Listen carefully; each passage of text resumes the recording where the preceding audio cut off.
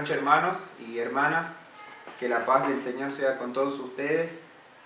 Quisiera que comencemos esta reunión orando, que en el lugar en donde estés acercándote al Señor en oración, buscando su rostro, antes de adorar. Oramos, Señor, gracias por este día Señor, que nos has regalado. Gracias, Señor, por la vida. Queremos rogarte, amado Dios, que tú estés ayudándonos, Señor, a adorarte en este tiempo, en esta circunstancia, en esta situación. Queremos rogarte que tú estés, Señor, dándonos sabiduría para hacerlo. Y te rogamos que estés bendiciendo, Señor, a cada familia, Señor, que está viendo este video, a cada integrante. Que tu paz y tu amor, Señor, sean en medio de ese hogar. También queremos pedirte, Señor, que Jesucristo sea el centro de esta adoración. Te lo pedimos en el nombre del Señor Jesús. Amén. Y bien, vamos a comenzar cantando esta canción que dice: mi Cristo, mi Rey, nadie es como tú.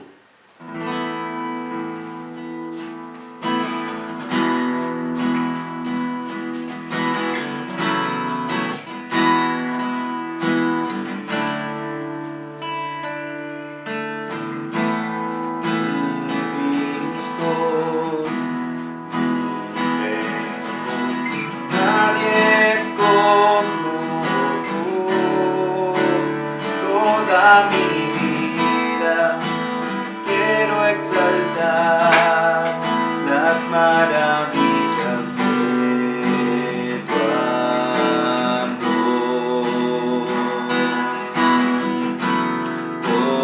Consuelo, torre de fuerza y poder, todo mi ser, lo que yo soy. Se sentado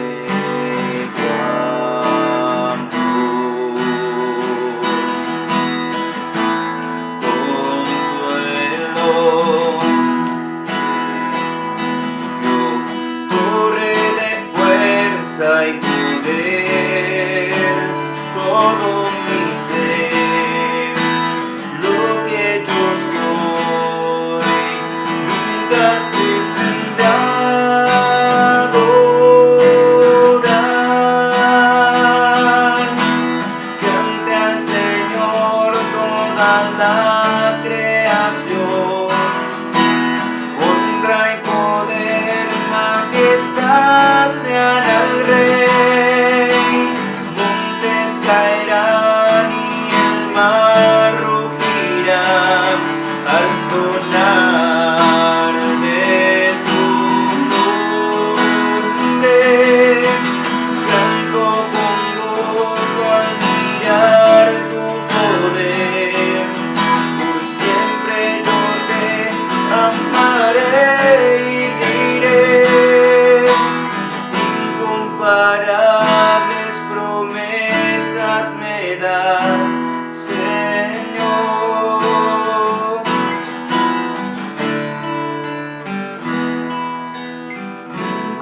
Incomparables promesas me das, Señor.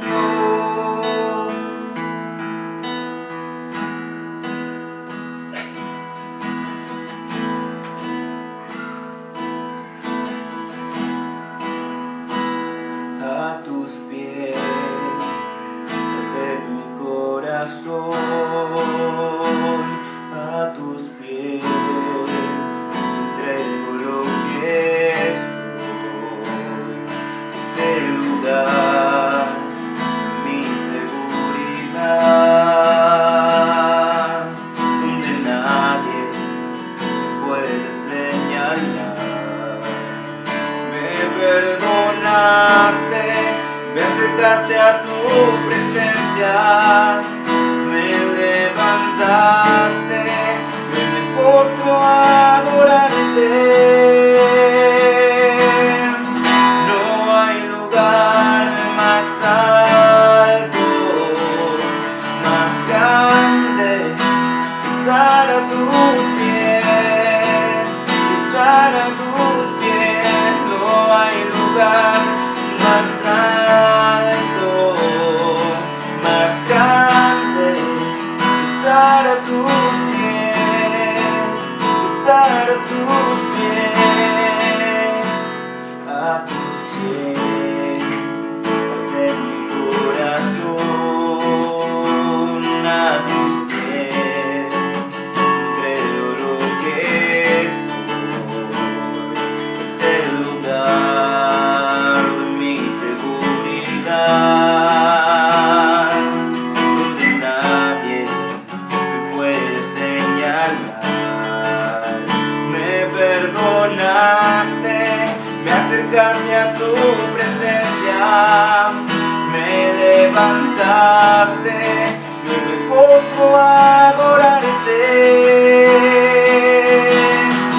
No hay lugar más alto, más grande, que estar a tus pies, que estar a tus pies. No hay lugar más alto, más grande, que estar a tus pies, que estar a tus pies.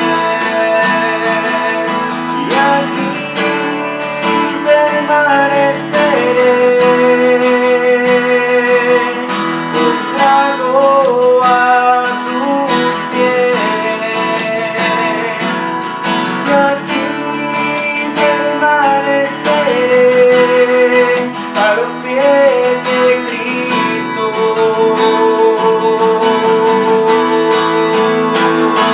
Y aquí permaneceré, postrado a tus pies. Y aquí permaneceré, a los pies de Cristo.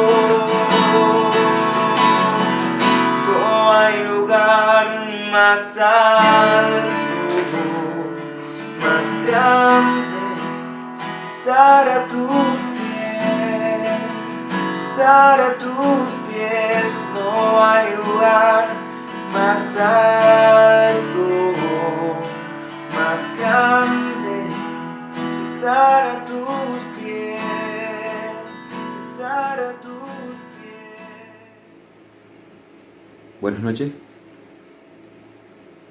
Bueno, damos gracias al Señor que podemos abrir su palabra este domingo. Posiblemente no en las mejores condiciones. Estamos exentos de ruidos y de interrupciones, pero lo importante es poder concentrarnos en la palabra y lo que Dios quiera decirnos a través de ella. Me gustaría muy brevemente hablar sobre Jonás, este libro tan cortito de apenas 4 capítulos. Concentrarme en la oración de Jonás. Si bien encontramos una oración en el capítulo 1, encontramos también en el capítulo 3 y lo encontramos también en el capítulo 4. En cada uno de estos capítulos encontramos un tipo de oración y oraciones hechas por diferentes personas. pero quisiera concentrarme sobre todo en el capítulo 2 de Jonás.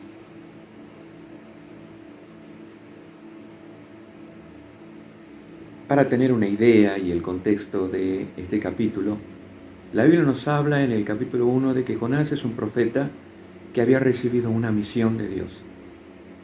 Y Jonás comienza a pensar en esa misión y hasta que decide huir de la presencia de Dios. No solo decide no hacer la voluntad de Dios, sino quiere tener una excusa, estar lejos, quiere acallar su conciencia. Entonces, baja a Jope y saca un boleto para viajar a Tarsis. Y nosotros de alguna manera entendemos de que aun cuando físicamente nos alejemos de aquella misión, de aquello que Dios nos pidió, no podemos escapar de su presencia. Y allí está Jonás. Jonás dice su palabra que desciende a Jope. Luego dice la Biblia que estando en aquel barco y levantándose la tempestad, y mientras aquellos marineros y el capitán desesperadamente tiraban los enseres para aligerar la nave y evitar así el desastre que llevaría a la muerte de todos ellos, Jonás había descendido a aquel camarote y estaba durmiendo. Y nosotros podemos encontrar cómo Jonás comienza esa carrera de descenso hasta que entra en el pez y ese pez va hacia el fondo del mar y hasta que llega a aquel lugar que es el Seol. De ese lugar Dios lo levanta. Por eso pensamos que es un Dios de una segunda oportunidad. Y esto nos deja una gran lección en nuestras vidas.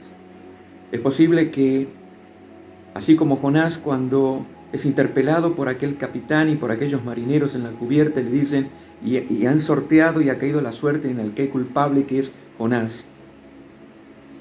Ellos le dicen, ¿de dónde vienes? ¿Cuál es tu pueblo? ¿Cuál es tu oficio? Él solo puede dar escuetamente aquella definición: yo soy profeta y sirvo a Jehová, Dios de los cielos y del mar, de la tierra. Y esto sucede con nuestras vidas. Cuando nosotros dejamos de hacer la voluntad de Dios, no podemos dar un testimonio abierto.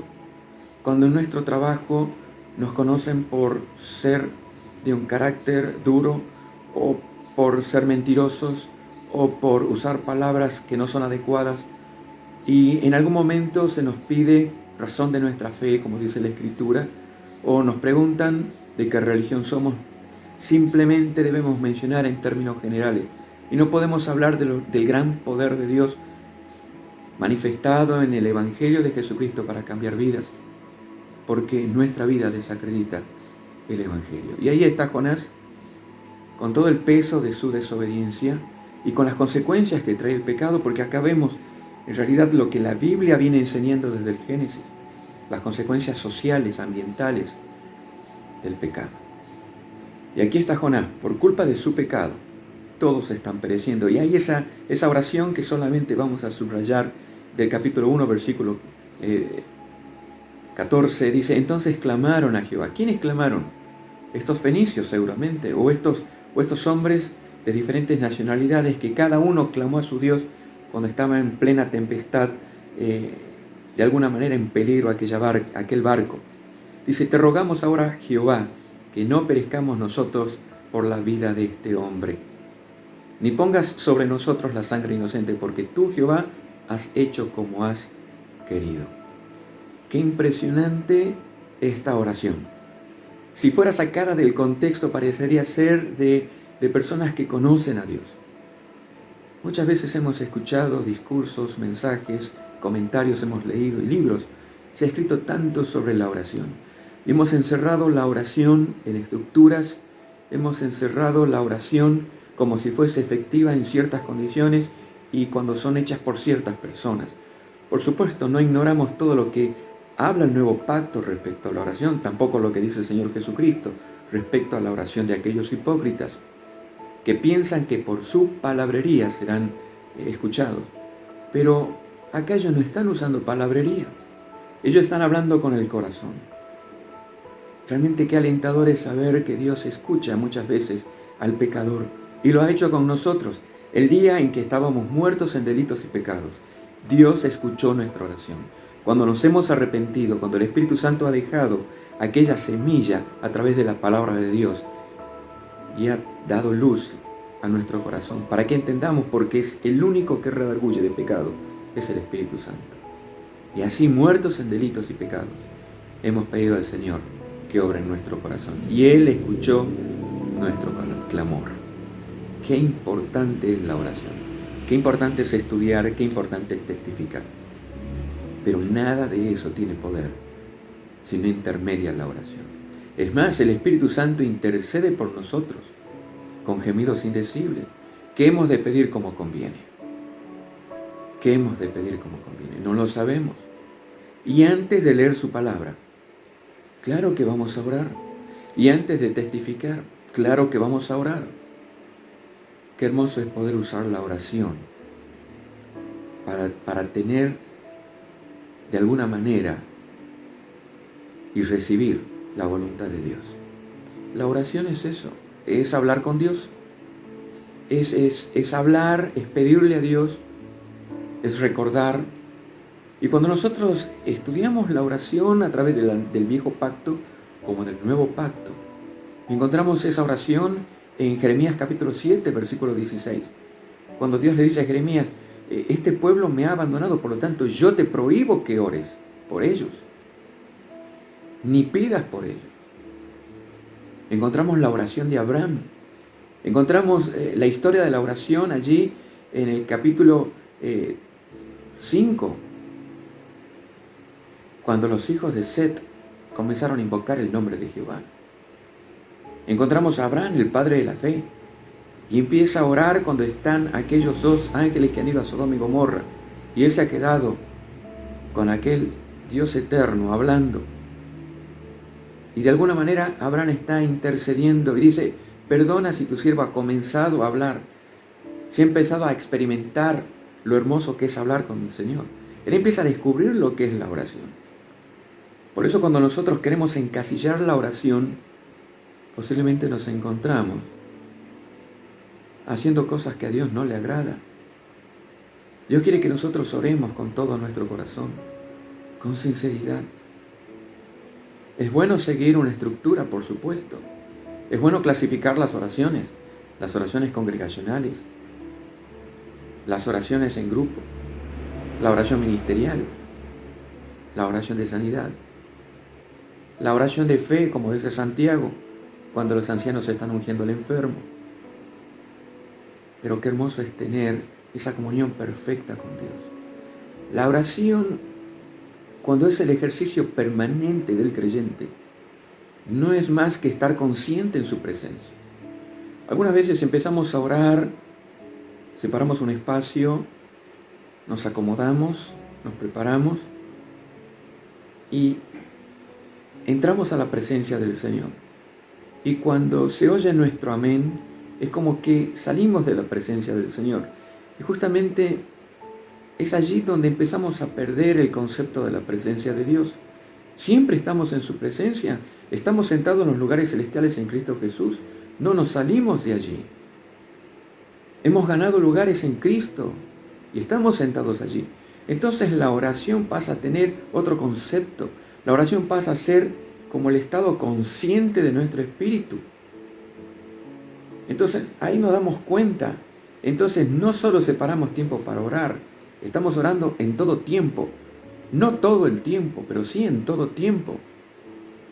Y toda nuestra vida, como decían aquellos grandes poetas cristianos, nuestra vida termina siendo una oración a Dios. Entonces, cuando estamos orando, somos conscientes de su presencia. Nos acordamos quiénes somos, quién es Él y que merece adoración como es el Padre nuestro.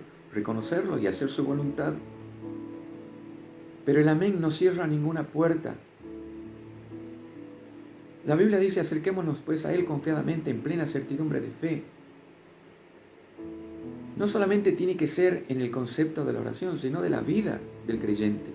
La oración será en aquel momento de conciencia y específicamente de solicitud. Pero al finalizar la oración, debo sentir que sigo orando, sigo en su presencia. Debo ser consciente de que Él me está viendo. Y este es justamente un punto que ha perdido Jonás.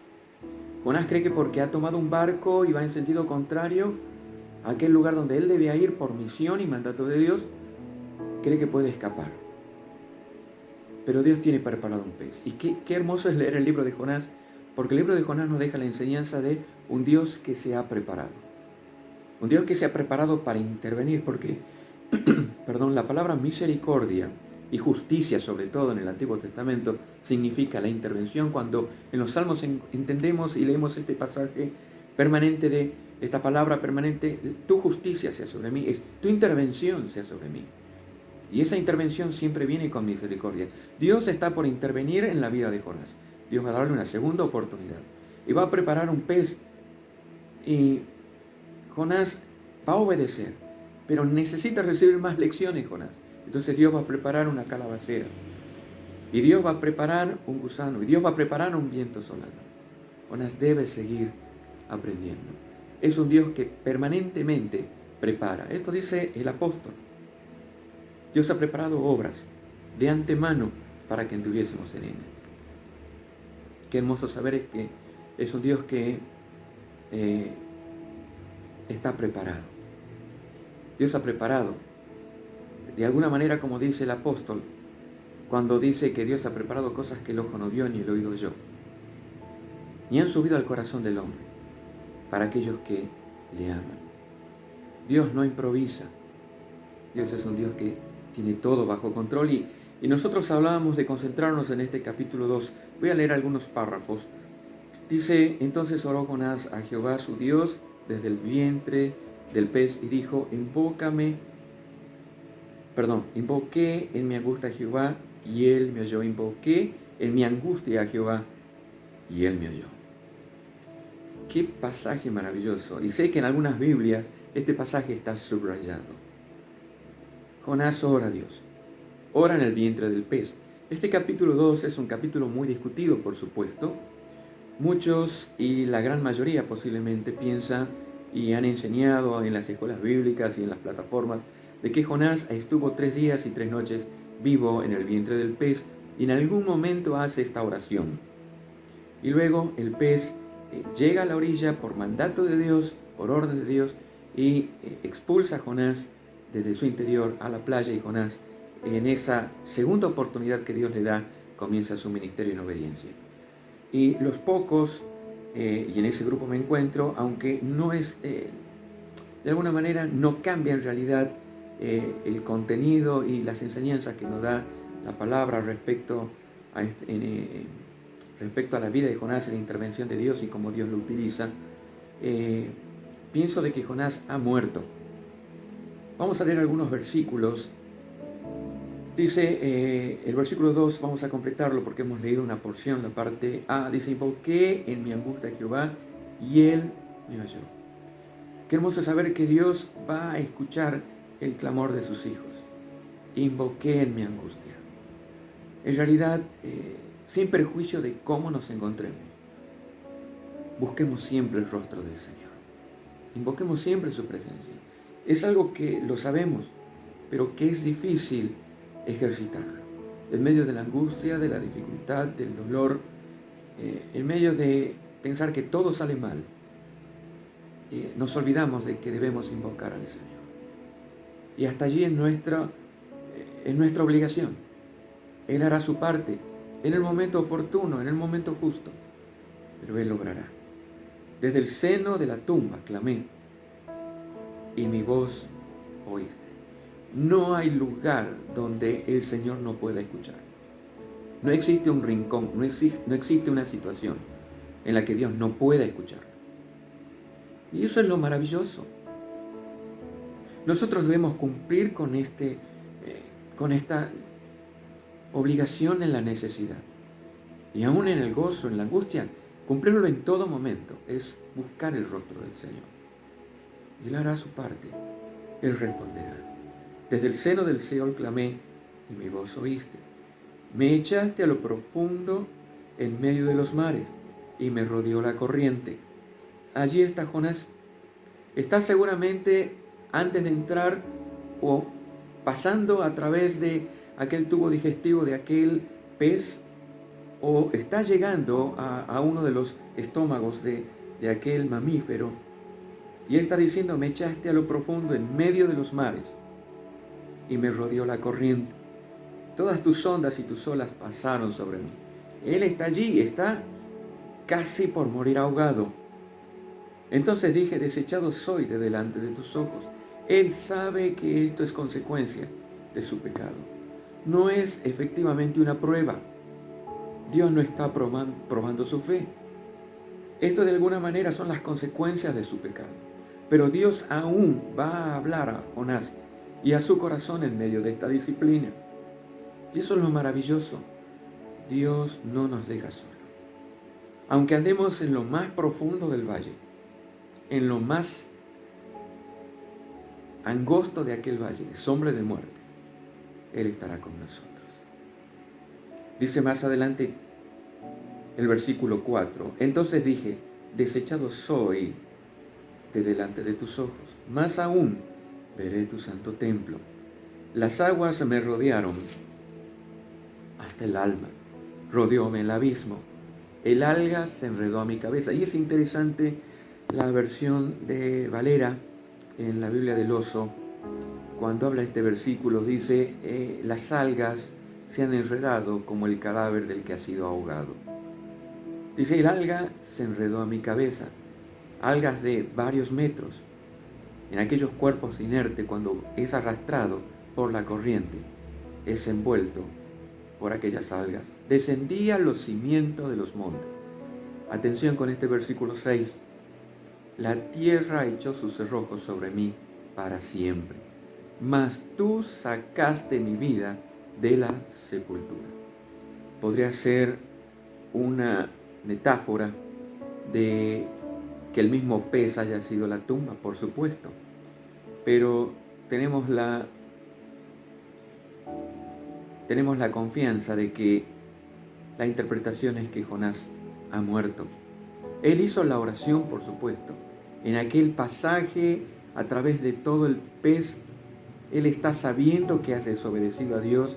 Él, antes de caer en esa inconsciencia, en aquel lugar donde se está ahogando, antes de aquellos jugos gástricos del animal también empiecen a deteriorar su cuerpo, él hace la oración.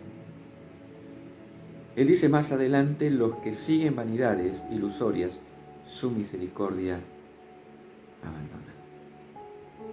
El versículo 9 es aquel cántico cuando él es expulsado, por supuesto, de aquella ballena. Si no fuese una ballena, es un pez, un gran pez. Dice, mas yo con voz de alabanza te ofreceré sacrificios. La salvación es de Jehová. Y mandó Jehová al pez y vomitó a Jonás en tierra. Más allá de la interpretación tanto de la Reina Valera como de otras versiones, lo que queríamos subrayar es la oración de Jonás. Jonás se arrepiente, está en lo más terrible, cerca de la muerte, y clama a Dios. Y Dios le da una segunda oportunidad. Y es así como encontramos en el capítulo 3, Jonás se levanta y va a Nínive. Y Dios le dice, vas a predicar la palabra que yo te diré. De aquí a 40 días, Dios destruirá la ciudad.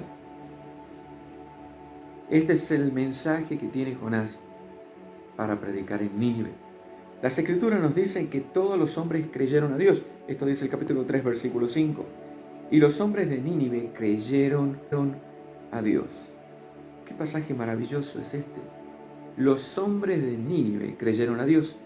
Y esto tiene relación con Mateo capítulo 12, cuando aquellos escribas están representando a aquella generación incrédula, aquella generación adúltera, aquella generación mala y perversa, y que no dista mucho de lo que era la conducta y la inmoralidad de aquellos habitantes de Nínive.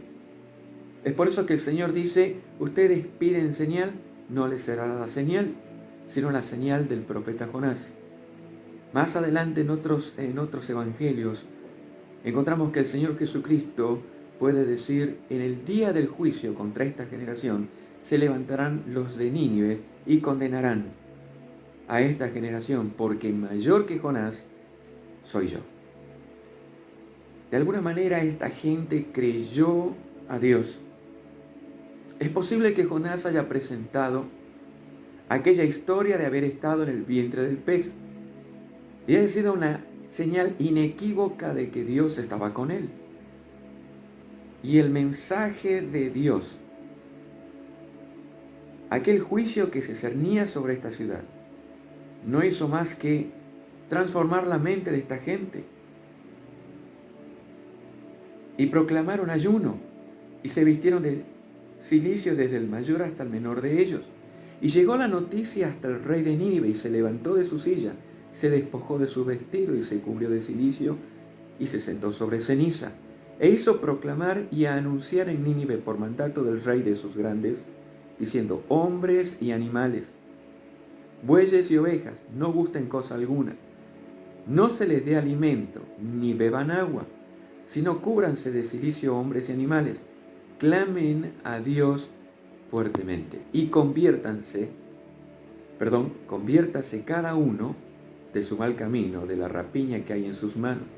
¿Quién sabe si se volverá y se arrepentirá Dios y se apartará del ardor de su ira y no pereceremos? Y vio Dios lo que hicieron, que se convirtieron de su mal camino y se arrepintió del mal que había dicho que les haría y no lo hizo. Otra vez encontramos la oración. ¡Qué poder de la oración!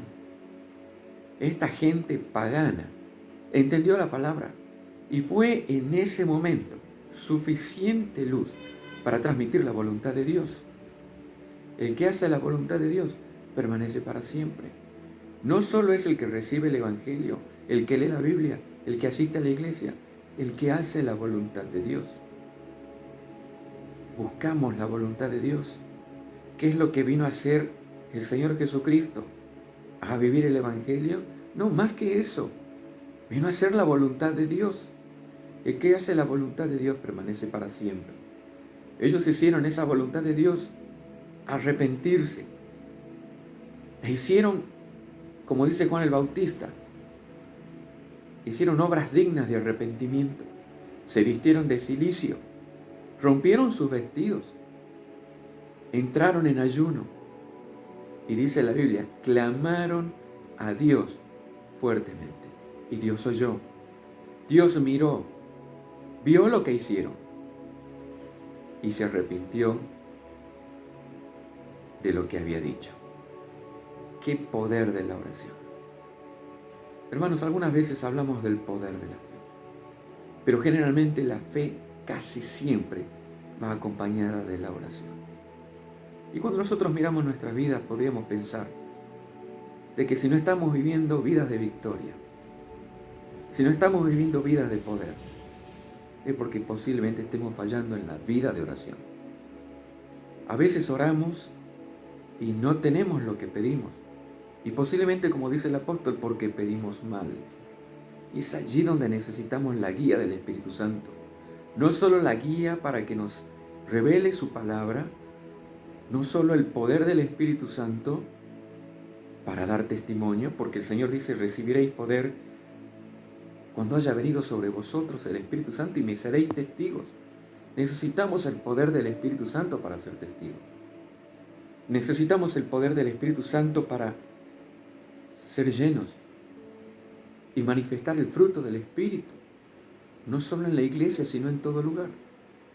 Pero necesitamos el poder del Espíritu para orar en el Espíritu, para que el Espíritu Santo nos ayude en nuestra debilidad. Pues ¿qué hemos de pedir como conviene? Qué hermosa palabra esta: la oración eficaz del justo puede mucho. Pero creo que así el texto podría interpretarse también como la oración ineficaz del justo. Puede poco o no puede nada. Hermanos, no solo es la oración del justo, sino la oración eficaz. Y es allí donde tenemos que pedirle a Dios que a través de su Santo Espíritu nos enseñe a orar como conviene, para que nuestras oraciones tengan respuesta, para que pidamos dentro de los límites de la voluntad de Dios, para que Dios pueda responder. Y aquí está este pueblo, seguramente y sin discusión alguna. Un pueblo pagano que al convertirse está dejando de ser pagano. Y creen la palabra de Dios. Y se arrepienten. Y claman. El capítulo 4 es uno de los... es como un apéndice. En el capítulo 3 tendría que terminar la historia, pero ahí en el capítulo 4 está la lección para Jonás. Y yo creo que aquí está una lección para nosotros también. Pero Jonás se apesadumbró en extremo y se enojó. Y aquí Jonás ora al Señor. El versículo 2. Y oró a Jehová y dijo: ahora Jehová, ¿no es esto lo que yo decía estando aún en mi tierra? Por eso me apresuré a huir a Tarsis, porque sabía que tú eres Dios clemente y piadoso, tardo en enojarte y de grande misericordia, y que te arrepientes del mal. Ahora pues, oh Jehová, te ruego que me quites la vida, porque mejor me es la muerte que la vida. Y Jehová le dijo: ¿haces tú bien en enojarte tanto? Es increíble este capítulo 4. El pueblo de Nínive se arrepiente. Y en vez de traer gozo por haber cumplido el ministerio, haber traído gozo porque, como dicen las Escrituras en el Nuevo Pacto, hacer fiesta por no solo uno, sino por miles de pecadores que se arrepienten, Jonás se enoja. Y creo que eso es un llamado de atención, porque tiene que ver con la conducta humana. Y nosotros no estamos lejos de estas pasiones. A veces en la congregación nosotros también nos enojamos, cuando un hermano por años estuvo alejado, y Dios tiene misericordia, y Dios lo pone en un lugar, y es posible que este hermano tenga un lugar mayor o mejor que el que nosotros en el que nosotros hemos estado trabajando. Y entonces se despierta en nosotros este celo y enojo y envidia. Entonces nosotros queremos recriminar a Dios y decirle: Señor, como se acuerdan el hermano del hijo pródigo, yo todo el tiempo te he servido, Padre. Y este que se ha ido, ha vuelto, y en vez de castigarlo, has matado el becerro gordo y has hecho fiesta. Y tú no me das ni siquiera para que coma con mis amigos. Y aquí está Jonás, con ese corazón pecaminoso, enojado. Él no ha tomado en cuenta el corazón de Dios. Entonces Dios le dice, apenas termina de orar. Por eso orar es hablar con Dios. Es hablarle, no es un monólogo. La oración es hablar y escuchar en algún momento. ¿Cuántas veces hemos empezado a orar y de pronto sentimos como si Dios nos dijese, no ores? O como si Dios nos dijese, ya está, ya respondí. Podemos escuchar de tantas maneras la voz de Dios, porque eso es hablar. Dios no es un Dios mudo. Dios es un Dios que escucha, que habla y que puede interrumpirnos. Y que puede decirnos, no te enojes, como le dijo a Josué cuando ha pecado aquel que ha tomado aquel lingote y manto babilónico en aquella batalla después de Jericó, en la ciudad de Ai. Y cuando está Josué con los ancianos arrodillados, rompiendo sus vestidos, y Josué está de alguna manera pidiéndole a Dios explicaciones. ¿Por qué no nos has acompañado? ¿Por qué hemos perdido ante esta ciudad de tan pocos guerreros? Y Dios dice, ¿qué haces así, postrado? Han pecado. Dios puede interrumpir nuestra oración. Si buscamos su rostro, Dios hablará. Hermanos, tengamos esta verdad presente. No es la oración de un religioso. Es la oración de alguien que está hablando con Dios, abriendo su boca, pero abriendo su oído. por si el Espíritu tiene algo que decir a nuestro corazón. Y esta es la palabra que se repite en cada una de las iglesias. El que tiene oído para oír, oiga lo que el Espíritu dice a las iglesias.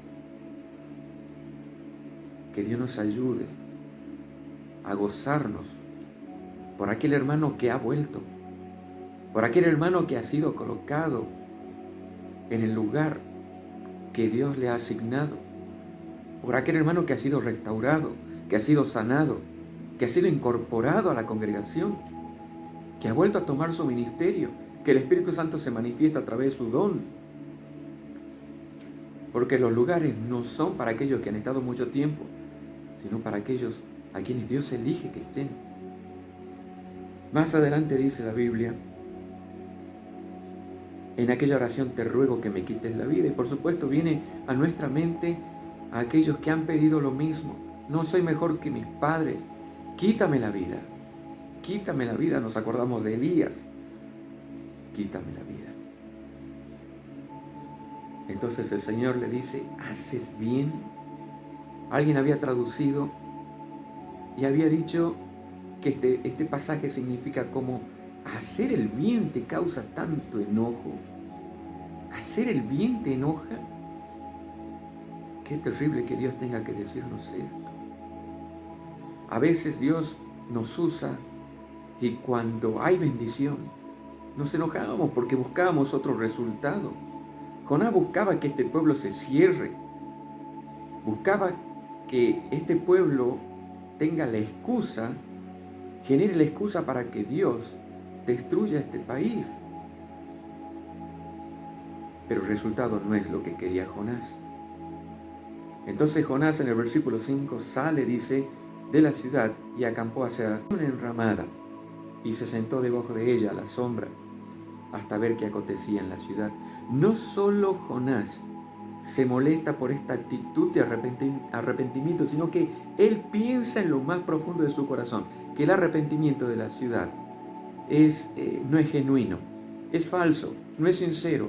Por eso él se va a una parte alejada para ver qué es lo que acontece. Él tiene la esperanza que aquel pueblo no se arrepienta de corazón, que esa obra que Dios ha hecho en el corazón no va a durar mucho por el corazón malvado de esa ciudad.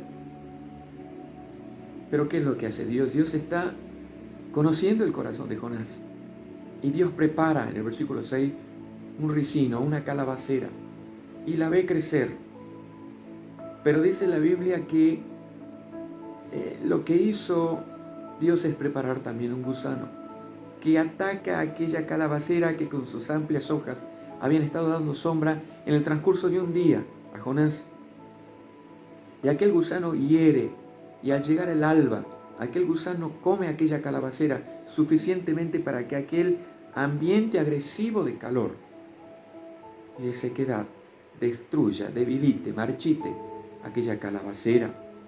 El versículo 7 dice, pero al venir el alba del día siguiente, Dios preparó un gusano, el cual hirió a la calabacera y se secó. Y aconteció que al salir el sol, preparó Dios un recio viento solano, y el sol hirió a Jonás en la cabeza y se desmayaba. Y deseaba la muerte, diciendo, mejor sería para mí la muerte que la vida. Otra vez Jonás está pidiéndole a Dios la muerte. Entonces dijo Dios a Jonás, ¿tanto te enojas por la calabacera? Y él respondió, mucho me enojo, hasta la muerte. Qué Dios misericordioso que tenemos. A veces hacemos cosas que a Dios no le agradan. Recordemos ese pasaje del apóstol Pablo a los romanos que dice que el Espíritu Santo, dice que el Espíritu Santo da testimonio a nuestro espíritu de que somos hijos de Dios. Y eso genera estabilidad en nuestra vida, eso genera gozo. El Espíritu Santo da testimonio. No es el pastor, no son las obras, no es la iglesia, no es el ministerio. El Espíritu Santo da testimonio a nuestro espíritu, a nuestro espíritu. No viene de afuera el testimonio, es de adentro. Dice la Biblia, y el Espíritu Santo da testimonio a nuestro espíritu de que somos nacidos de Dios, de que somos hijos de Dios. Pero más abajo el versículo dice, el capítulo dice, todos los que son guiados por el Espíritu de Dios, esos son parecidos a su Padre, esos son hijos de Dios. Necesitamos la guía de Dios. Aquí está Jonás, mucho me enojo, hasta la muerte. ¿Haces bien en enojarte tanto? Hermanos, hay veces que debemos luchar con pasiones, con emociones, que son contrarias a las virtudes del Espíritu Santo. Y posiblemente, como dicen aquellos que estudian la conducta humana, que este tiempo de cuarentena lo que hizo fue exacerbar de alguna manera aquellas emociones encontradas de los seres humanos, cuando no pueden salir, cuando no pueden distraerse, cuando no tienen elección de hacer tal o cual actividad. Entonces los pone de mal humor y produce toda esta convivencia de alguna manera en su peor expresión. ¿Y qué de nosotros? ¿Qué de su poder a través del Espíritu Santo? Nosotros hemos escuchado tantos hermosos mensajes sobre la resurrección de Cristo, sobre su muerte y su resurrección. Y nosotros decíamos en algún escrito de que Dios no nos invita a ver la cruz desde lejos y seguir contemplándola. Eso ha sido la contemplación y la necesidad del pecador cuando se acerca a Cristo, ver la cruz, llegar a la cruz y al pie de esa cruz pedir el perdón de sus pecados. Pero inmediatamente cuando somos salvos, como dice el apóstol, con Cristo esté juntamente crucificado. No ver la cruz desde abajo, ni siquiera como uno de sus discípulos, como lo hizo Juan, como lo hizo María, sino estar con Cristo crucificado. Y lo que ahora lo vivo en la carne, ya no vivo yo, es que el efecto de estar crucificado quita mi vida. Ya no vivo yo y lo que ahora vivo en la carne. ¿Cómo estoy viviendo en la carne? Lo vivo en la fe del Hijo de Dios, el cual me amó y se entregó a sí mismo por mí. Pero el apóstol dice más adelante en sus cartas, no solo estamos crucificados con Cristo, sino que hemos resucitado con Él para andar en novedad del mundo, en novedad de vida. Para andar en novedad de vida. Pero no solo estoy yo crucificado con Cristo, el mundo está crucificado para mí y yo para el mundo. Yo ya estoy muerto para el mundo, vivo para Dios. Y esto es lo que hace Jonás. Jonás en esa oración de posible resurrección, sea metafórica, alegórica, o sea real, es un Dios de la oportunidad. Para nosotros, ese mensaje de esperanza que Cristo ha resucitado es simplemente la realidad, no solo de que un día vamos a resucitar, sino que cada día somos crucificados, con la expectación y la seguridad y la esperanza de que cada vez resucitamos, para andar en novedad de vida, para ser transformados de gloria en gloria a la imagen del Señor. Ese es el deseo del Padre. Nos acordamos de lo que Él busca. No busca buenos maestros de escuela dominical, ni busca buenos predicadores. ¿Qué es lo que busca? El Padre tales adoradores busca que le adoren, en espíritu y en verdad. Entonces termina este pasaje cuando dice, tú tienes lástima de una planta de ricino, en la cual no has trabajado. Él no había preparado la tierra. Él no había preparado el terreno ni había sacado las piedras, ni aparentemente la había regado. Tampoco la hiciste crecer, no tenía el poder para hacerla crecer, pero has tenido lástima porque en el espacio de una noche nació y en otro espacio de noche pereció. Y el Señor dice, ¿no tendré yo piedad de Nínive, aquella gran ciudad donde hay seres humanos y animales que no pueden distinguir entre su derecha y su mano izquierda? Esta ha sido la gran lección para Jonás. No sabemos, no nos dice la Escritura, si él cambió. Pero lo más importante es saber lo que Dios tiene en su corazón. Que podamos nosotros también, como Jonás, si nos ha tocado descender todo ese trayecto que ha llevado a Jonás aún a las partes más bajas de la tierra, si no a la muerte, cerca de la muerte. Pero de allí Dios extendió su mano, hasta allí Dios extendió su mano y lo sacó. Qué hermoso es pensar que no hay situación de la que Dios no nos pueda sacar. Usemos la oración, pidamos a Dios, escuchemos a Dios y hagamos de la oración la necesidad más grande que podamos tener. Que el Señor bendiga su palabra.